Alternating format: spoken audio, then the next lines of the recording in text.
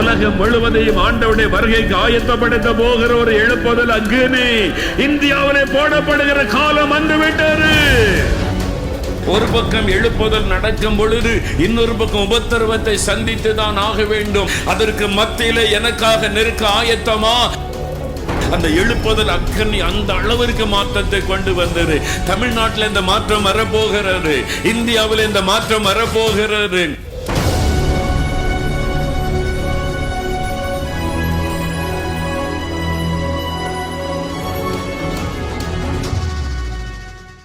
எழுப்புதல் காலத்தில் கிறிஸ்தவங்க எப்படி இருப்பாங்க, எப்படி இருக்கணும்னு கர்த்தர் எதிர்பார்க்கிறார். வேதம் ஒரு கிறிஸ்தவனா எப்படி இருக்கணும் பைபிள் சொல்லுகிறது. அதை வைத்து ஒரு 9 காரியம் உங்களுக்கு சொல்லும்படி ஆண்டவர் கட்டளையிட்டார். அப்போஸ்தலர் நடபடிகள் 11ஆம் அதிகாரம் 26வது வசனம். அவர்கள் ஒரு வருஷ காலமாய் சபையோடு கூடியிருந்து அநேக ஜனங்களுக்கு உபதேசம் பண்ணினார்கள். முதல் அந்தியோகியாவிலே சீசர்களுக்கு கிறிஸ்தவர்கள் என்கிற பெயர் வழங்கிற்று. முதல் சீஷர்களுக்கு, இயேசு கிறிஸ்துவின் சீஷர்களுக்கு கிறிஸ்தவர்கள் என்கிற பெயர் வழங்கப்பட்டது. அப்போ சீஷர்கள் என்றால் அவங்களுடைய காரியம் என்ன? எழுப்புதல் காலத்தில் எப்படி இருப்பாங்க அப்படின்னா, நற்குணசாலிகளாக இருப்பாங்க, கபடற்றவர்களாக இருப்பாங்க. அப்போஸ்தலர் 2:46 வாசிங்க. அவர்கள் ஒருமனப்பட்டவர்களாய் தேவாலயத்திலே அனுதினமும் தரித்திருந்து வீடுகள் தோறும் அப்பம் விட்டு மகிழ்ச்சியோடும் கபடமில்லாத இருதயத்தோடும் போஜனம் பண்ணி, மகிழ்ச்சியோடும் கபடமில்லாத இருதயத்தோடு போஜனம் பண்ணி, அவங்க எல்லாம் ஒன்னா கூடி ஜெபிப்பாங்க, வீடுகள் தோறும் அப்பம் விற்பாங்க. ஒரு அன்பு ஐக்கியம் அவங்களுக்குள்ளே காணப்பட்டது. அவங்க எப்படிப்பட்ட இருதயம்? கபடற்ற ஒரு இருதயம். உள்ள கபடு கிடையாது, கசப்பு கிடையாது. ஆண்டவர் யோவான் 1:47 வசனத்தில் நாத்தான் வேலை கூட்டிக்கிட்டு வர்றாங்க. ஆண்டவரை பார்த்த உடனே சொல்லுகிறார், இதோ கபடற்ற உத்தம இஸ்ரவேலன். ஆண்டவரை சாட்சி கொடுக்கிறார். இவனுக்குள்ள கபடே கிடையாது, அவன் இருதயம் குழந்தை மாதிரி. ஆண்டவர் சாட்சி கொடுக்கிறார். நம்மை குறித்து என்ன சாட்சி கொடுக்க முடியும்? நிறைய பேருக்குள்ள இந்த பக்கம் அந்நிய பாஷை பேசுகிறோம், இந்த பக்கம் பொறாமை, எரிச்சல், கோபம். அவன் வீட்டில் என்ன நடக்கு, இவன் வீட்டில் என்ன நடக்கு, அடுத்த ஆளை பற்றி பேசுவது, விமர்சனம் பண்ணுவது. யோசித்து பாருங்க. உள்ளம் பாவத்தினால் நிறைந்திருக்கு. பேசுறது அந்நிய பாஷை. நம்ம விசுவாசின்னு பேரு, அந்த அடுத்த ஆளை பற்றி பேசுறது செய்கிறது. பாஸ்டர் சுந்தரன் ஒரு ஐயா இருந்தாங்க சென்னையில், பெரிய சர்ச்சு, ஏசிய சர்ச்சு பாஸ்டர் ஐயா. நாங்கள் பைபிள் காலேஜில் படிக்கும்போது அவங்க ஆராதனைக்கு அவங்க சர்ச்சுக்கு நான் போவேன். ஒரு முறை ஒரு அனுபவத்தை சொன்னாங்க. அவங்க சர்ச்சில் எல்லா விசுவாசிகள் நல்ல ரட்சிப்புகளை நடத்துவாங்க. அபிஷேகம், ஞான ஸ்நானம், பரிசுத்தாவிகளெல்லாம் நடத்துவாங்க. அந்த சபையில் உள்ள ஒரு விசுவாசி குடும்பத்தில் ஒரு வாலிப பிள்ளை, படிக்க போன பிள்ளை, எவனோ ஒரு பையனை விரும்பி போயிட்டான். அந்த குடும்பத்துக்கு ரொம்ப வேதனை, துக்கம், கண்ணீர். நம்ம பிள்ளைய கர்த்தருக்குள்ளே வளர்த்தோம், நம்ம நல்ல சபையில் தான் கொண்டு வந்தோம், ஆண்டவருக்குள்ளே தான் நடத்தினோம், இந்த மாதிரி பண்ணிட்டாளேன்னு துக்கம். இதை அறிஞ்ச உடனே அதே சபையில் இருக்கிற இன்னொரு விசுவாசி, இது அந்த வீட்டில் நடந்தது நிறைய பேருக்கு தெரியாது. சென்னையில் சிட்டி பல இடத்துலேருந்து வருவாங்களா, ஒரு வீட்டில் நடக்கிற இன்னொரு வீட்டுக்கு சாதாரணமாக தெரியாது. ஆனால் சபையில் தெரியல. ஒரு அம்மாவுக்கு தெரிஞ்சிட்டு, இந்த அம்மா வீடு வீடாக போய், உங்களுக்கு தெரியுமா அந்த வீட்டில் அந்த பிள்ளை ஓடி போச்சு தெரியுமா? அப்படியா? ஐயோ எங்களுக்கு தெரியாதா? தெரிஞ்சுக்கிடுங்க. வீடு வீடாக போய் இது வேலையே தான். இந்த அம்மாவும் அந்நிய பாஷை பேசுது, சர்ச்சில் முக்காடு போட்டு ஜெபெல்லாம் பண்ணுது. ஆனால் எல்லாத்துக்கிட்டே இந்த குடும்பத்தை பற்றி அந்த பிள்ளை ஓடி போயிட்டான்னு சொல்லுவார். எல்லோரும் விசாரிக்கிறாங்க. விசாரித்தோன்னு இந்த தாய் தகப்பனுக்கு ஏற்கனவே வேதனை, அந்த வேதனை அதிகமாகிறாரு. பாஸ்டர்கிட்ட சொன்னாங்க, பாஸ்டர் ஐயா இந்த மாதிரி அந்த அம்மா நம்ம சபையில் தானே இருக்குது, எங்கள் குடும்பத்தில் துக்கம் நடந்துட்டு நாங்களே துக்கத்தில், இந்த அம்மா வீடு வீடாக போய் சொல்லுது, எல்லோரும் எங்கிட்ட விசாரிக்கிறாங்கன்னு சொல்லி. பாஸ்டர் உடனே அந்த அம்மா கூப்பிட்டு ரூமில் வச்சு, என்ன பண்ணிகிட்டு இருக்கிற? நம்ம சபையில் ஒரு குடும்பத்தில் ஒரு துக்கம் நடந்துட்டு, அது இவ்வளோ வேதனை, ஒரு தேவனுடைய பிள்ளை குடும்பத்தில் நடந்துட்டேன்னு நம்ம ஜெபிச்சு அந்த குடும்பத்தை தாங்கணும். அதை விட்டு நீ என்ன வீடு வீடாக போய் சொல்கிறிய அப்படின்ன உடனே அந்த அம்மா என்ன சொல்லிச்சான், பாஸ்டர் ஐயா நான் இல்லாததையே சொன்னேன், பொய்யா சொன்னேன், நடந்தது தானே சொன்னேன். எப்படி விளக்கம் பாருங்க. பாஸ்டராக ரொம்ப வருத்தம். அப்படியா, நீ நடந்ததை தான் சொன்னியா, ஓகே போ அப்படின்னு அனுப்பிட்டாங்க. 2 மாதம் ஆச்சா, இந்த அம்மா வீட்டில் உள்ள பிள்ளை ஓடி போயிட்டு. மனுஷன் எதை விதைக்கிறானோ அறுப்பான். இப்போ பாஸ்டர் கூப்பிட்டு நான் சபையில் சொல்லட்டா, நடந்தது தானே, உன் பிள்ளை ஓடி போச்சு இல்லை, நடந்தது தானே, நான் சபையில் சொல்லிடுறேன்.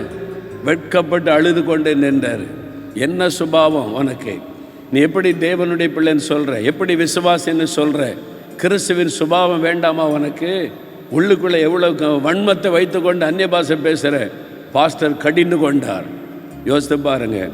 ஆனால் அன்றைக்கு முதல் நூற்றாண்டில் எழுப்புதல் காலத்தில் திரளான விசுவாசிகள். கபடே கிடையாது, சூதுவாதே கிடையாது, அடுத்தவங்களை பற்றி பேச மாட்டாங்க, குறை சொல்ல மாட்டாங்க, பொறாமை கொள்ள மாட்டாங்க, அடுத்தவங்க மேலே எரிச்சல் கொள்ள மாட்டாங்க. எல்லாரும் கபடில்லாத இருதயத்தோடு. எவ்வளவு நல்ல வார்த்தை பாருங்க, கபடமில்லாத ஒரு இருதயம். புறாவுக்கு கபடு கிடையாது. புறாவை போல இருங்கன்னு சொல்லல, புறாவை போல கபடற்றவளா இருங்க. எல்லா பறவைக்கும் மிருகத்துக்கும் ஒரு நஞ்சு பை இருக்கும், உள்ளுக்குள்ள ஒரு நஞ்சு பை. அதை எடுத்தாதான், அதை முதல்ல கட் பண்ண உடனே அந்த நஞ்சு பையை எடுத்துருவாங்க, இல்லாட்டினா முழு மாம்சத்தையும் கசப்பாக்கி விடும். நாங்கள்லாம் பார்த்துருக்கோம், சின்ன வயசில் அணில் பிடிப்போம், புறா பிடிப்போம், அறுத்து சுட்டு சாப்பிடுவோம். எங்கள் ஆட்கள் நான் ஸ்கூலில் படிக்கிற காலத்தில் முதல்ல சொல்லுவோம், நஞ்சு பை எடுத்துரு, நஞ்சு பை எடுத்துருன்னே. அது ஒரு பச்சை கலரில் இருக்கும், சின்னதாக. அதை பத்திரமா எடுத்து வெளியே போட்டுறணும், இல்லாட்டா முழு மாம்சத்தையும் கசப்பாக்கி விடும். இந்த கசப்பு தன்மை உள்ளது. புறாவுக்கு அது கிடையாது, கபடற்ற ஒரு புறா. இந்த அனந்த ஆண்டவர் குறிப்பிடுகிறார். அந்த புறா சொல்லப்படுகிற பரிசுத்த ஆவியானவருக்கு ஒப்புமையாக சொல்லப்படுகிற அந்த அபிஷேகத்தை நம்ம பெற்றிருக்கிறோம். நமக்குள்ள கபடு இருக்கக்கூடாது. அவளை பார்த்து இவன் ஏன் இப்படி இருக்கா, இவன் ஏன் இப்படி ட்ரெஸ் போடுறா, இவன் ஏன் இப்படி நிற்கிறான், இவன் எங்கே நின்று பேசுகிறா, அடுத்த ஆளை பற்றி என்ன ஆண்டவர் சொல்ல, உன் காரியத்தை பாரு, என்ன உன்னுடைய காரியத்தை பாரு. உன் கண்ணில் பெரிய உத்தரத்தை வச்சுக்கிட்டு அடுத்தவங்க கண்ணில் இருக்கிற தூசியை பார்த்துக்கிட்டு இருக்கிறியான்னு ஆண்டவர் சொல்லுகிறார். அதனால் அந்த மாதிரி இறுதி நமக்கு வேணும். அல்லேலூயா சொல்லுங்க. அடுத்த ஆளை பற்றி பேசுறது, குறை சொல்றது, திட்டுறது, அந்த துர்ச்செய்தியை பரப்புவது, இது இருக்கவே கூடாது. அப்படிப்பட்ட ஒரு இருதயம் ஆதி திருச்சபையில் எழுப்புதல் காலத்தில் தேவ பிள்ளைகளுக்கு இருந்தது. சீஷர்கள்னா அப்படி இருக்கணும். ஆமேன் சொல்லுங்க, அல்லேலூயா சொல்லுங்க. இயேசு கிறிஸ்து பேதுருக்கிட்ட பேசிக்கிட்டே இருந்தார். உனக்கு ஒரு ஊழியம் வச்சிருக்கேன் பேதுரு, நீ ஆட்டுக்குட்டியை மேய்க்கணும், ஆடுகளை மேய்க்கணும், உன்னை இதெல்லாம் செய்யணும். நீ திரும்பி பார்த்தா யோவான், இயேசுடைய மார்பிலை சாய்ந்திருந்த யோவான், இவர் கண்ணு அங்கே போகிறார். சரி ஆண்டவரே, அவனை குறித்து என்ன?